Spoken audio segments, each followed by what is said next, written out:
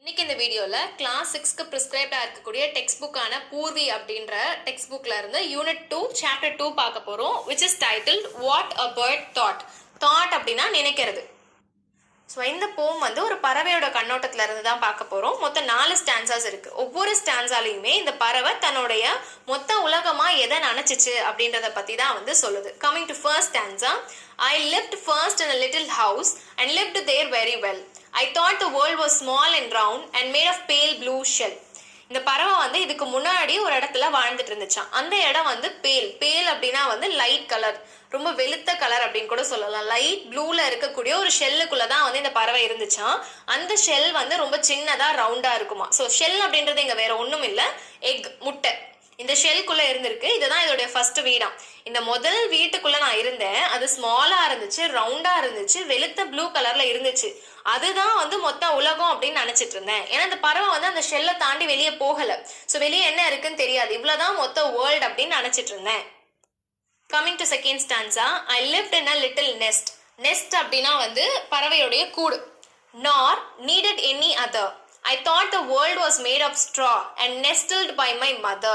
So ரெண்டாவது வந்து இந்த உலகம் வந்து வைக்கோலால செய்யப்பட்டது அப்படின்னு நினைச்சுக்கிச்சான். ஸோ தன்னுடைய முதல் வீடா வந்து அந்த எக்கை நினைச்சிருக்கு, ரெண்டாவது வீடா நெஸ்ட்டை நினைச்சிருக்கு. இந்த நெஸ்ட்ல இந்த பறவையோட சைல்ட்ஹுட் வந்து ரொம்ப ஹாப்பியா, ரொம்ப சேஃபா இருந்துச்சான். அவங்க அம்மா கூட ரொம்ப சந்தோஷமா இருந்துச்சான். இந்த நெஸ்ட் வந்து இதெல்லாம் ஆயிருக்கு அப்படின்னு பார்த்தா வைக்கோலால செய்யப்பட்டிருக்கு. ஸோ ஷெல்லு கிடையாது, வைக்கோல் தான் வந்து மொத்த வேர்ல்ட் அப்படின்னு நினைச்சிட்டு இருக்கு. உலகம் அப்படின்னாலே அந்த நெஸ்ட் தான் அப்படின்னு நினைச்சிட்டு இருக்கு. ஸோ தன்னுடைய செகண்ட் ஹோமா எதை டிஸ்கிரைப் பண்ணுது அப்படின்னு பார்த்தா nest. Stanza 3. One day I fluttered from my nest. Fluttered அப்படின்னா வந்து பறக்க தெரியாம அன்ஸ்டெடியா பறக்கிறது. ஸோ இந்த பறவை வந்து சைல்ட்ஹுட்ல இருந்து இப்போதான் அடல்ட்ஹுட்க்கு வந்திருக்கு. கொஞ்சம் கொஞ்சமா நெஸ்ட்ல இருந்து வெளியே வர முயற்சி பண்ணுது. To see what I could find. என்னால் என்ன பார்க்க முடியும் அப்படின்றதுக்காக பறந்தேன். I said the world is made of leaves. I have been very blind.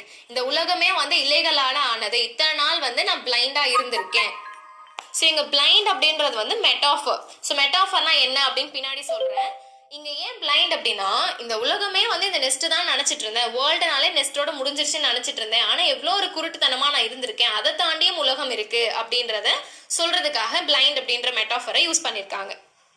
So ஒரு நாள் இந்த பேபி பேர்ட் வந்து என்ன பண்ணுதுன்னா தன்னோட நெஸ்ட்டை தாண்டி ட்ரீ பிரான்ச்சை நோக்கி பறக்க ஆரம்பிக்குது. என்ன தெரியுது அப்படின்னு பார்த்தா அந்த இடத்துல வந்து நிறைய லீவ்ஸ் இருக்கு, மரம் ஃபுல்லாக வந்து இலைகளா இருக்கு. ஸோ இதெல்லாம் பார்த்துட்டு நான் என்ன இவ்வளோ குருட்டுத்தனமா இருந்திருக்கேன், இந்த உலகமே நெஸ்ட்டு தான் நினச்சிட்டு இருந்தேனே, நான் வாழ்ந்துட்டு இருக்கக்கூடிய இந்த நெஸ்ட்டு தான் மொத்த வேர்ல்டை நினச்சிட்டு இருந்தேன். ஆனால் நான் வந்து ரொம்ப அன்அவேரா இருந்திருக்கேன், எனக்கு இதை பற்றி நான் நாலேஜே இல்லாமல் இருந்திருக்கேன், நெஸ்ட்டை தாண்டியும் இருக்கு.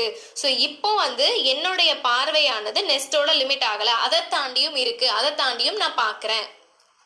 At length I flew beyond the tree. beyondனா அதையும் தாண்டி. Quite fit for grown up labors. grown up அப்படின்னா adults, வளர்ந்தவங்க. labors அப்படின்னா வேலை. இங்க grown up labors அப்படின்றது எதை சிம்பலைஸ் பண்ணுது அப்படின்னு பார்த்தா அடல்ட்ஹுட்ல வரக்கூடிய ரெஸ்பான்சிபிலிட்டிஸ், பொறுப்புகள்.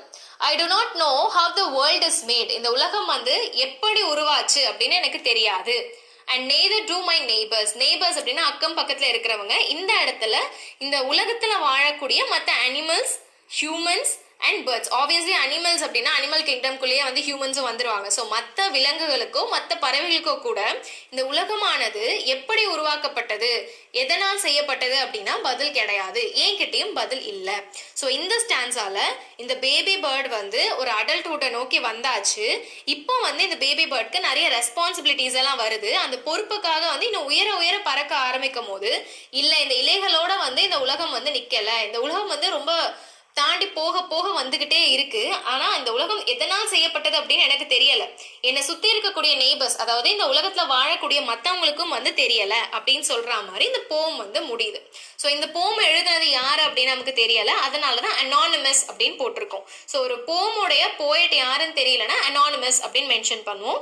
இந்த போம்ல நமக்கு மொத்தம் 4 ஸ்டான்ஸா இருக்கு. ஒவ்வொரு ஸ்டான்ஸாலையும் இந்த பறவை வந்து வேர்ல்டை என்னவா அசியூம் பண்ணுது.